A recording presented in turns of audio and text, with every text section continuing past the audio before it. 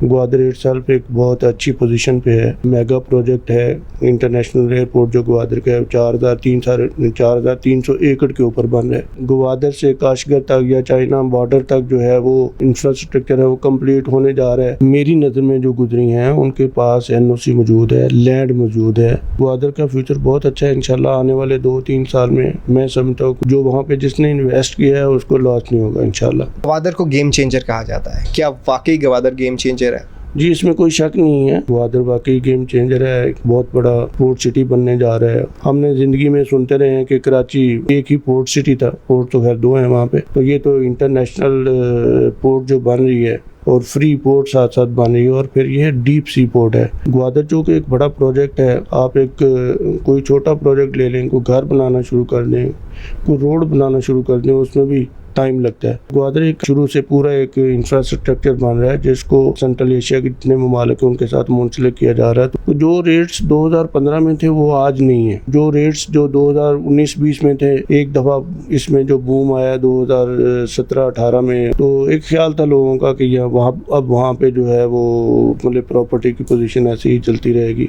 लेकिन चूँकि एक प्रोजेक्ट है उसके अंदर बात का ऊपर नीचे चीज़ें होती हैं जिसकी वजह से इन्वेस्टर जो है वो डिस्टर्ब होता है। जिस बंदे के पास मैं समझता हूँ कि ग्वादर में होल्डिंग पावर है, जो उसको होल्ड कर सकता है, उसको कभी भी नुकसान ना हुआ है ना होगा इंशाल्लाह। अस्सलाम वालेकुम, मैं हूँ इजाज़ भट्ट और इस वक्त मेरे साथ मौजूद है मियाँ जावेद साहब, जो ग्वादर रियल इस्टेट इंडस्ट्री के एक्सपर्ट हैं। आइए उनसे जानते हैं कि ग्वादर का क्या फ्यूचर है और वो जो रियल इस्टेट इंडस्ट्री है उसको कैसे देखते हैं। अस्सलाम वालेकुम सर। जी वालेकुम सलाम, क्या हाल है जनाब? अल्लाह का शुक्र सर, आप सुनाएं कैसी तबीयत है? शुक्र अल्हम्दुलिल्लाह, बिल्कुल ठीक, अल्लाह पाक का शुक्र है। सर मैं सवालात शुरू करूँ उससे पहले आप सबसे पहले अपने बैकग्राउंड के बारे में बताइएगा। आप कहाँ से बिलोंग करते हैं और रियल इस्टेट इंडस्ट्री में कैसे आना होगा? जी, बेसिकली मैं बूरेवाला से मेरा तल्लक है। वहीं से मैंने अपनी जो तालीम है वहाँ से मुकम्मल की है। मुल्तान से मैंने एमए किया हिस्ट्री में, और फिर उसके बाद मैं एक सरकारी जॉब में रहा। फिर एक मेरा शौक़ था, पैशन था कि मैं बिज़नेस में आ जाऊँ। तो इस तरह से मैं 2001-2002 के दरमियान लाहौर में शिफ्ट हो गया। तो यहाँ मुख्तलिफ़ बिज़नेस मैं देख रहा था, लेकिन मेरा एक शौक़ था कि मैं किसी एक ऐसे बिज़नेस में हूँ जहाँ पे कि मैं अपना कैरियर जो है बेहतर अंदाज में उसको अच्छे अंदाज में अपना कैरियर जो है वो उसको बढ़ा सकूं। तो इस तरह से मैं प्रॉपर्टी में आया हूँ। सर किसी से मुतासिर हुए या ख़ुद प्लान किया आपने? मैं जैसे पहले बता चुका हूँ कि मेरा एक अपना शौक़ था खुद से, कि मैंने अपना कारोबार खुद से सिलेक्ट किया और ख़ुद ही कोशिश की ज़िंदगी में आगे बढ़ने के लिए कि कौन सा जो प्रोफेशन है वो मुझे सूट करता है और किस प्रोफेशन में मैं आगे जा सकता हूँ। मेरी आने वाली नस्लें जो हैं वो बेहतर अंदाज में एक अच्छे बिज़नेस से मुंसलिक हो सकती हैं। तो मुझे ये प्रॉपर्टी अच्छी लगी और मैंने इसको अभी 2005-2006 से मैं प्रॉपर्टी के बिज़नेस में हूँ, मुंसलिक हूँ इसके साथ। और अल्हम्दुलिल्लाह मैं अपने इस कारोबार में बहुत मुतमईन हूँ। मियाँ साहब आपका एक अरसा गुजरा रियल इस्टेट इंडस्ट्री में, ग्वादर का क्या फ्यूचर देखते हैं? देखिए जी, ग्वादर तो कोई शक नहीं है, आजकल बहुत सारी खबरें टीवी पे, सोशल मीडिया पे, गवर्नमेंट के लेवल पे, गवर्नमेंट ऑफ चाइना के हवाले से बहुत सारी खबरें जो है अभी सोशल मीडिया पे हमारे टीवी चैनल्स पे आ रही हैं। ग्वादर बेसिकली फ्यूचर है इस खित्ते का, और फ्यूचर है मैं समझता हूँ पाकिस्तान का। ये एक बहुत बड़ा मेगा प्रोजेक्ट है जो CPEC के नाम से या BRI के नाम से इसको पुकारा जाता है। तो ग्वादर मैं सो मैनी टाइम गया हूँ, बल्कि बहुत दफ़ा मैं वहाँ पे 2-2 महीने 3-3 महीने तक भी वहाँ पे रहा हूँ। ग्वादर बहुत बड़ा फ्यूचर है इस खित्ते के लिए और इस मुल्क के लिए और उन लोगों के लिए जो उनके साथ मुंसलिक हैं। बेसिकली ये है कि हर इंसान का अपना नुक्ता नज़र होता है। कोई इंसान किसी भी चीज़ को, किसी भी काम को अपनी सोच से देखता है, लेकिन मैं तो समझता हूँ कि ग्वादर में मैंने बहुत अर्सा वहाँ पे बिज़नेस भी किया, अभी भी कर रहा हूँ। मार्केट कभी ऊपर गई कभी नीचे हुई, ये तो यहाँ भी होता है, हर सिटी में होता है। पाकिस्तान में लाहौर में चले जाएं, इस्लामाबाद में चले जाएं, किसी छोटे बड़े शहर में चले जाएं, तो प्रॉपर्टी बिज़नेस ऐसा हमेशा ये इसमें बूम नहीं रहता। कभी ये प्रॉपर्टी नीचे रेट्स आते हैं, कभी ऊपर आते हैं। मुल्क के हालात के साथ भी बहुत सारी चीज़ें जो हैं वो उसके साथ मुंसलिक हैं। तो ग्वादर भी इसी तरह से है, लेकिन मैं समझता हूँ कि जब मैं ग्वादर में कोई 2005-06 से मैं वहाँ पे काम कर रहा हूँ, तो वहाँ पे तो उस वक़्त बहुत सस्ती चीज़ें थी, और फिर टाइम के साथ साथ, वक्त के साथ साथ वहाँ पे मैंने देखा है बूस्ट ही आता गया है, चीज़ें बढ़ती गई हैं, और आज ग्वादर इटसेल्फ एक बहुत अच्छी पोजीशन पे है।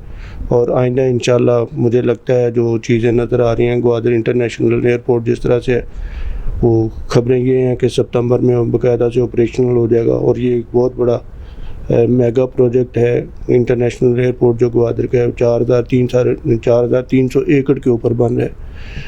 तो जब ये एयरपोर्ट चलेगा, हमारी जो ग्वादर पोर्ट है वो माशाल्लाह से पिछले 3-4 साल से ऑपरेशनल है। वहाँ पे जो शिप्स हैं वो आ रहे हैं, और ख़ास तौर पे पाकिस्तान में जो LNG आई, जो पिछले दिनों में रशिया से पाकिस्तान ने गंदम इंपोर्ट किया, वो भी ग्वादर पोर्ट पे ही उतरी है।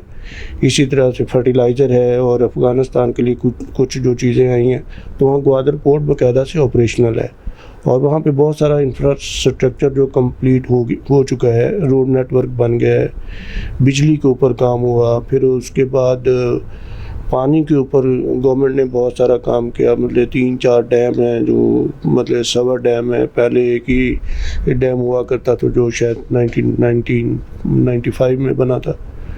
तो मतलब ये चीज़ें बहुत बेहतर हो रही हैं वहाँ पे। सर, जैसा कि आपने कहा कि CPEC प्रोजेक्ट के नाम से जाना जाता था, लेकिन CPEC प्रोजेक्ट जो है वो कब तक मुकम्मल हो जाएगा?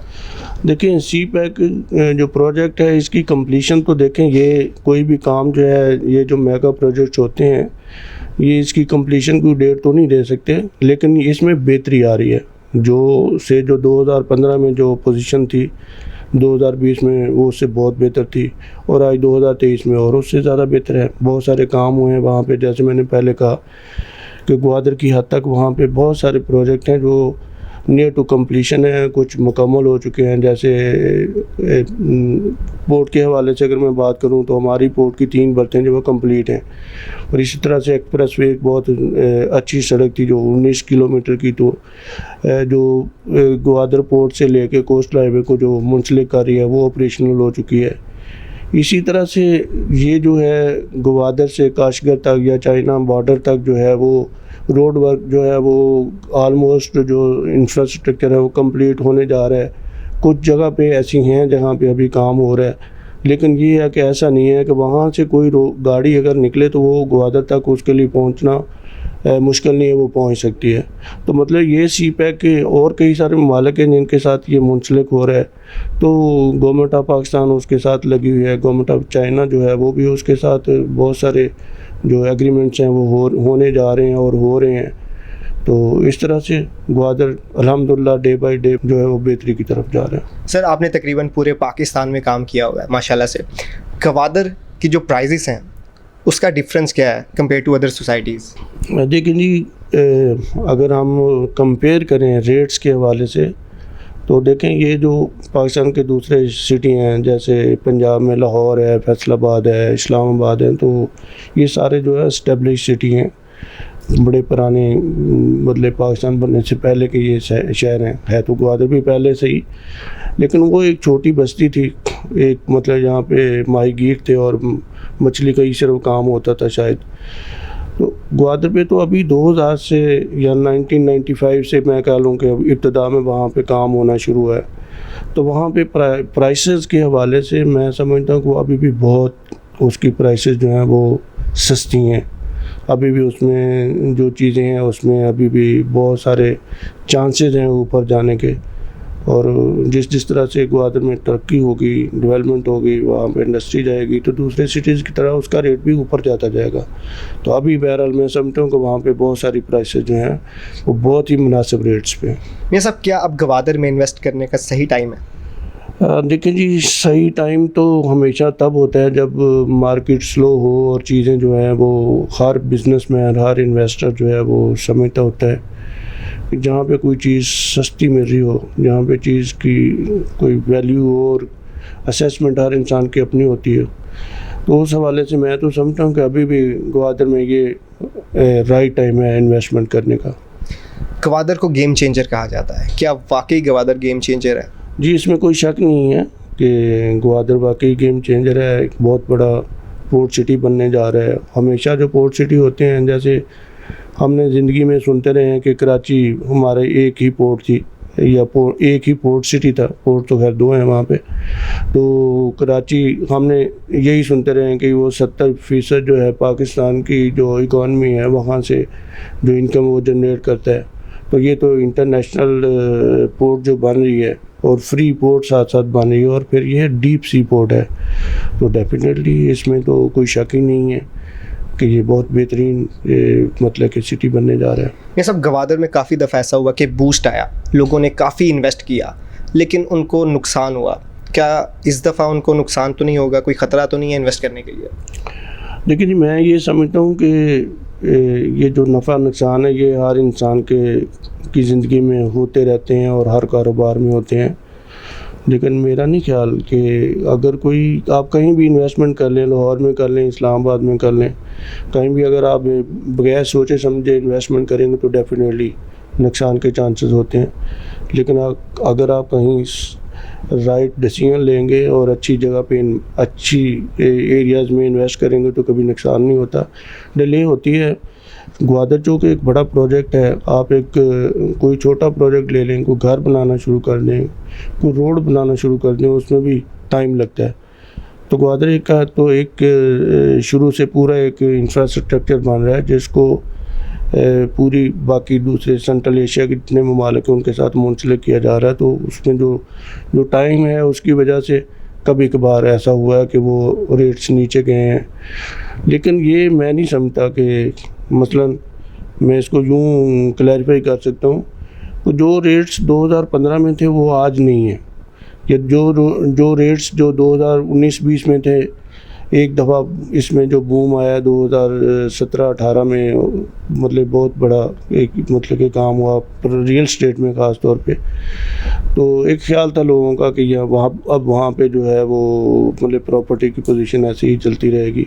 लेकिन चूँकि एक प्रोजेक्ट है उसके अंदर बात का ऊपर नीचे चीज़ें होती हैं जिसकी वजह से इन्वेस्टर जो है वो डिस्टर्ब होता है और लोग इन्वेस्टमेंट नहीं करते। इस वजह से चीज़ें जो है वो नीचे जाती हैं। लेकिन जिस बंदे के पास मैं समझता हूँ कि ग्वादर में होल्डिंग पावर है, जो उसको चीज़ों को होल्ड कर सकता है, उसको कभी भी नुकसान ना हुआ है ना होगा इंशाल्लाह। ग्वादर में इलेक्ट्रिसिटी के काफ़ी इश्यूज़ हैं। क्या इन्वेस्टर मज़ीद इन्वेस्ट करेंगे तब ये मसले मसाइल हल होंगे, या ग्वादर जो है GD है इस पे कुछ काम कर रहा है?